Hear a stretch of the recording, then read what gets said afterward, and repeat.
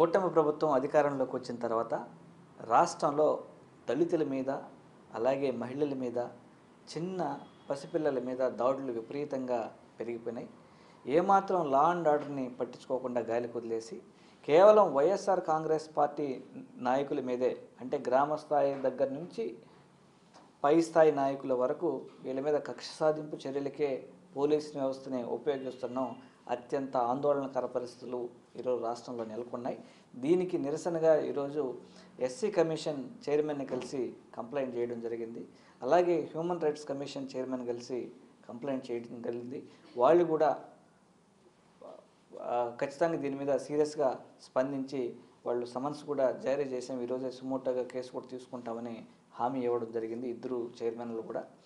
ఏంటంటే కూటమి ప్రభుత్వం అధికారంలోకి వచ్చిన ఇంతకుముందు కూడా 2014 నుంచి 2019 వరకు అప్పటి ముఖ్యమంత్రిగా ఉన్నటువంటి చంద్రబాబు నాయుడు గారు దళితులు ఎవరన్నా పుట్టాలనుకుంటున్నారా, ఎవరన్నా అనుకుంటారా అన్నట్టు ఉటంకించడం జరిగింది.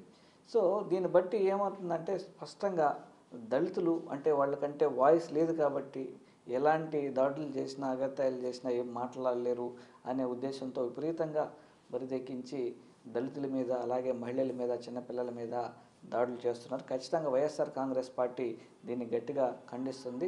ఇంకైనా లా అండ్ ఆర్డర్ మీద దృష్టి పెట్టి సరైనటువంటి పాలన ఇవ్వాలని వైఎస్ఆర్ కాంగ్రెస్ పార్టీ తరఫున కోరుతాను.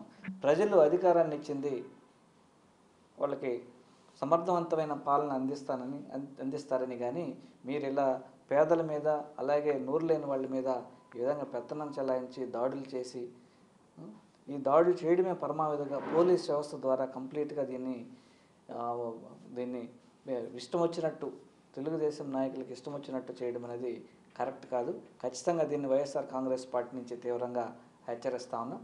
ఇకనైనా ఇలాంటి దాడులు జరిగితే పెద్ద ఎత్తున ఉద్యమాలు చేపట్టడానికి వైఎస్ఆర్ కాంగ్రెస్ పార్టీ సిద్ధంగా ఉందని హెచ్చరిస్తాను.